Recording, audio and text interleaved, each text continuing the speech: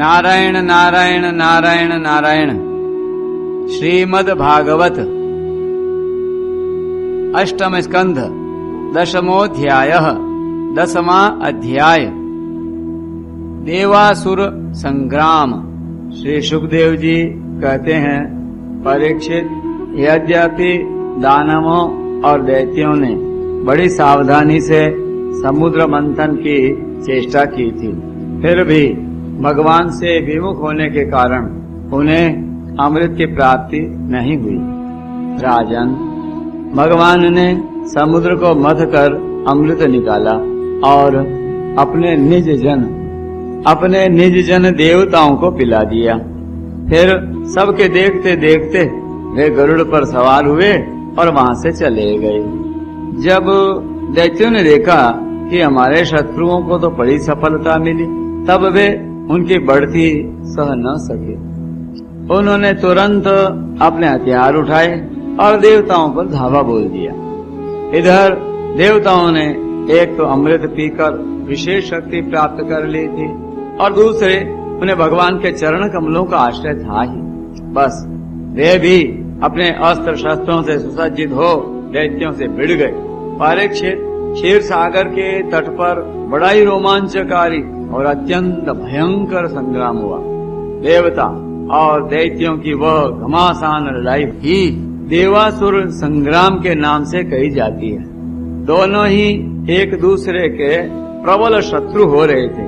दोनों ही क्रोध से भरे हुए थे। एक दूसरे को आमने सामने पाकर तलवार, बाण और अन्य अनेकानेक अस्त्र शस्त्रों से परस्पर चोट पहुंचाने लगे। उस समय लड़ाई में शंख, तुरही, मृदंग, नगारे और डमरू बड़े जोर से बजने लगे। हाथियों की चिक्गाड़, घोड़ों की हिनहिनाहट, रथों की घरघराहट और पैदल सेना की चिल्लाहट से बड़ा कोलाहल मच गया। रणभूमि में रथियों के साथ रथी, पैदल के साथ पैदल, घुड़सवारों के साथ घुड़सवार एवं हाथी वालों के साथ हाथी भिड़ गए। उनमें से कोई कोई वीर ऊंटों पर, हाथियों पर और गधों पर चढ़कर लड़ रहे थे, तो कोई कोई गौर मृग, भालू, बाघ और सिंहों पर।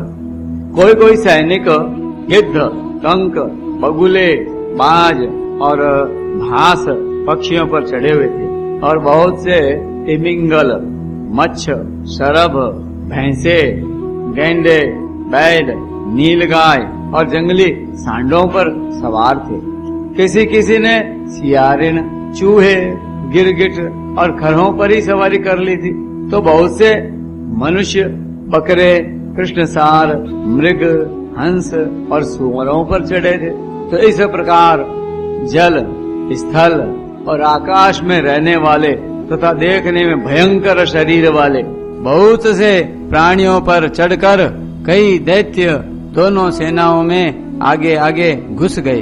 परीक्षित, उस समय रंग बिरंगी पताकाओं, स्फटिक मणि के समान श्वेत निर्मल छत्रों, रत्नों से जड़े हुए दंड वाले बहुमूल्य पंखों, मोर पंखों, चंवरों और वायु से उड़ते हुए दुपट्टों, पगड़ी, कलंगी, कवच, आभूषण तथा सूर्य की किरणों से अत्यंत दमकते हुए उज्ज्वल शस्त्रों एवं वीरों की पंक्तियों के कारण देवता और असुरों की सेनाएं ऐसी शोभायमान हो रही थीं, मानो जल जंतुओं से भरे हुए दो महासागर लहरा रहे हों।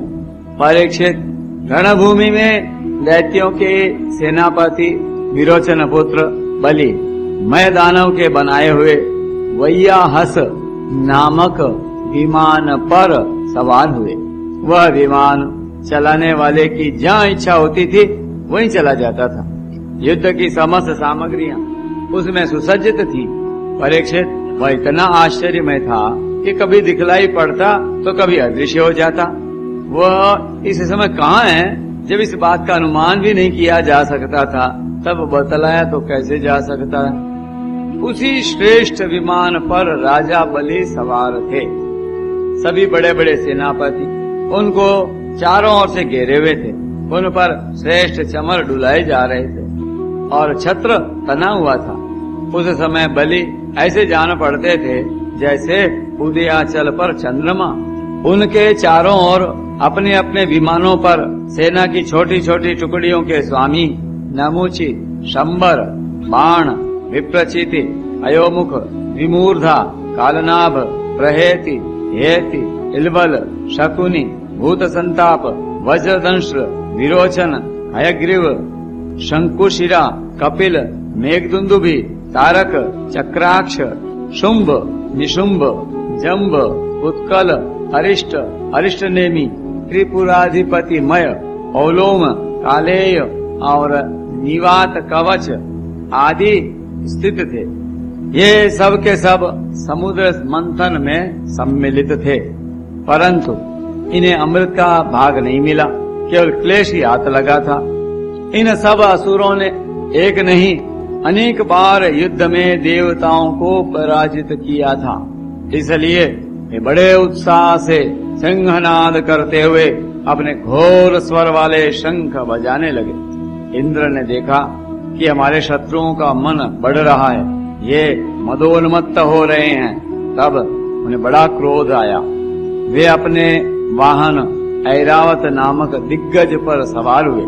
उसके कपोलों से मद बह रहा था, इसलिए इंद्र की ऐसी शोभा हुई मानो भगवान सूर्य उदयाचल पर आरूढ़ हो और उससे अनेकों झरने बह रहे हों।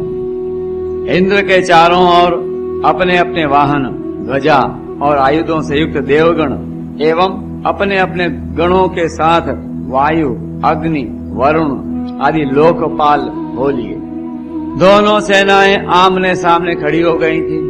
दो दो की जोड़ियां बनाकर वे लोग लड़ने लगे। कोई आगे बढ़ रहा था तो कोई नाम ले लेकर ललकार रहा था, कोई कोई मर्म भेदी वचनों के द्वारा अपने प्रतिद्वंद्वी को धिक्कार रहा था। बलि इंद्र से, स्वामी कार्तिके ताड़कासुर से, वरुण हेति से, मित्र प्रहेति से भिड़ गए। यमराज कालनाभ से, विश्वकर्मा मय से, शंबरासुर त्वष्टा से तथा सविता विरोचन से लड़ने लगे। नमूची अपराजित से, अश्विनी कुमार वृषपर्वा से तथा सूर्यदेव बलि के बाण आदि 100 पुत्रों से युद्ध करने लगे। राहु के साथ चंद्रमा और पुलोमा के साथ वायु का युद्ध हुआ। भद्रकाली देवी निशुंभ और शुंभ पर झपट पड़ी। परीक्षित जंभासुर से महादेव जी की, महिषासुर से अग्निदेव की और वातापी तथा इलवल से ब्रह्मा के पुत्र मरीचि आदि की ठन गई। दुर्मर्ष की कामदेव से, उत्कल की मातृगणों से और शुक्राचार्य की बृहस्पति जी से जय हो, और नरकासुर की शनैश्चर से लड़ाई होने लगी। निवात कवचों के साथ मरुदगण, कालेयों के साथ वसुगण, पौलोमों के साथ विश्वदेवगण तथा क्रोध वशों के साथ रुद्रगण का संग्राम होने लगा। तो इस प्रकार असुर और देवता रणभूमि में द्वंद्व युद्ध और सामूहिक आक्रमण द्वारा एक दूसरे से भिड़कर परस्पर विजय की इच्छा से उत्साह पूर्वक तीखे बाण, तलवार और भालों से प्रहार करने लगे। वे तरह तरह से युद्ध कर रहे थे।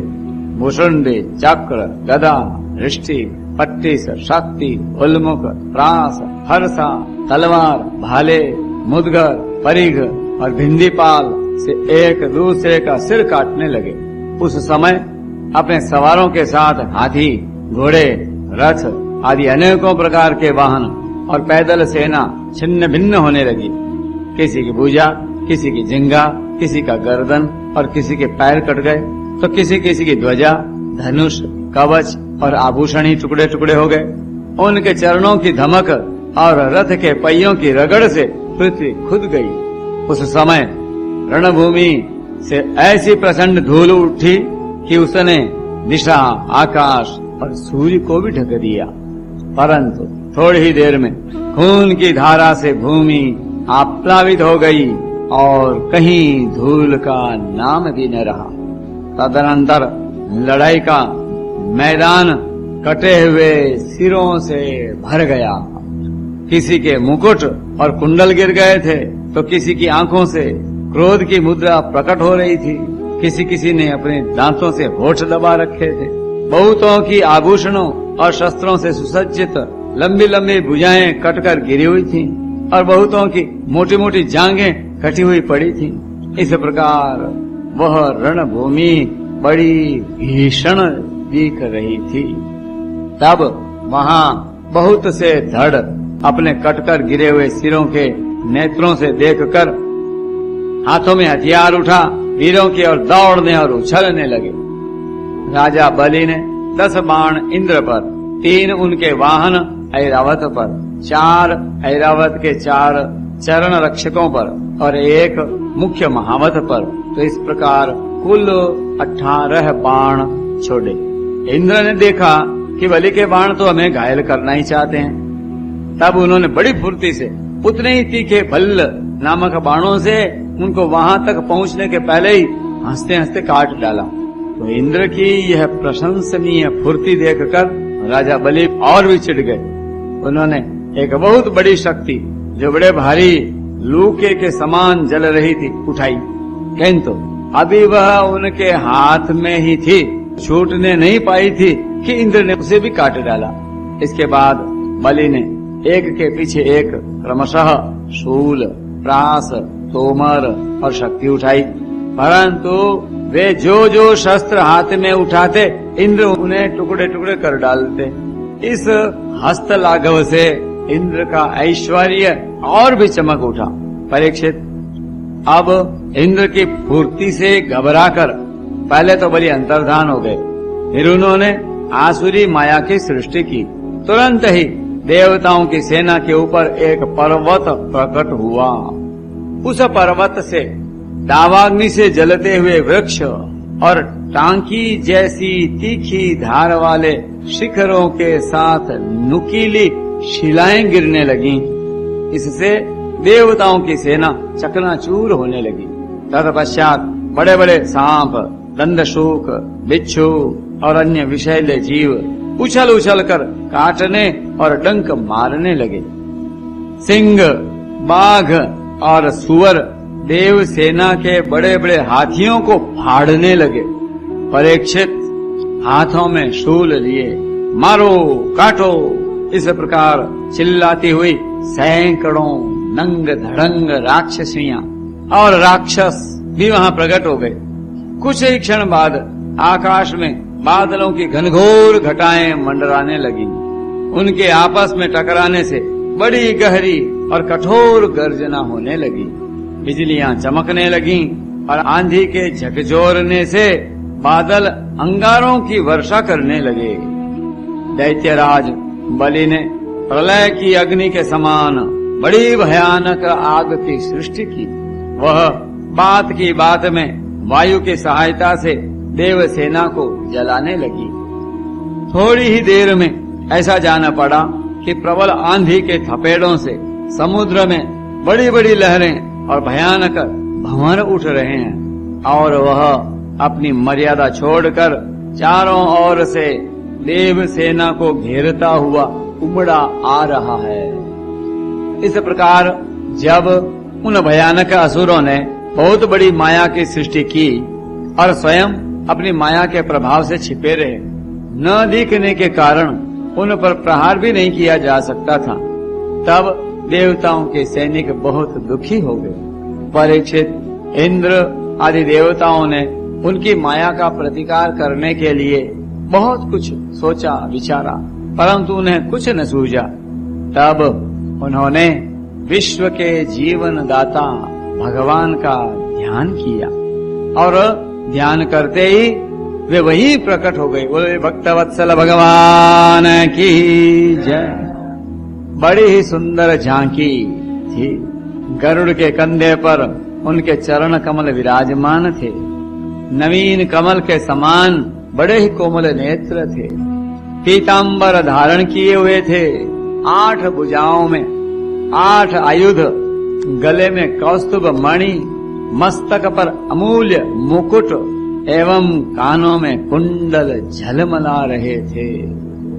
देवताओं ने अपने नेत्रों से भगवान की इस छवि का दर्शन किया। परम पुरुष भगवान के प्रकट होते ही उनके प्रभाव से ये असुरों की वह कपट भरी माया विलीन हो गई। ठीक वैसे ही जैसे जग जाने पर स्वप्न की वस्तुओं का पता ही नहीं चलता, ठीक ही है भगवान की स्मृति समस्त विपत्तियों से मुक्त कर देती है। हरि स्मृति सर्व विपद विमोक्षणम। इसके बाद कालनेमी दैत्य ने देखा कि लड़ाई के मैदान में गरुड़ वाहन भगवान आ गए हैं। गरुड़ वाहन भगवान की जय। तब उस कालनेमी ने अपने सिंह पर बैठे ही बैठे बड़े वेग से उनके ऊपर एक त्रिशूल चलाया। वह गरुड़ के सिर पर लगने ही वाला था कि खेल खेल में भगवान ने उसे पकड़ लिया और उसी त्रिशूल से उसके चलाने वाले कालनेमी दैत्य तथा उसके वाहन को मार डाला। माली और सुमाली दो दैत्य बड़े बलवान थे। भगवान ने युद्ध में अपने चक्र से उनके सिर भी काट डाले और वे निर्जीव होकर गिर पड़े। तदनंतर माल्यवान ने अपनी प्रचंड गदा से गरुड़ पर बड़े वेग के साथ प्रहार किया, परंतु गर्जना करते हुए माल्यवान के प्रहार करते न करते ही भगवान ने चक्र से उसके सिर को ही धड़ से अलग कर दिया। बोली सच्चिदानंद भगवान की। नारायण नारायण नारायण नारायण।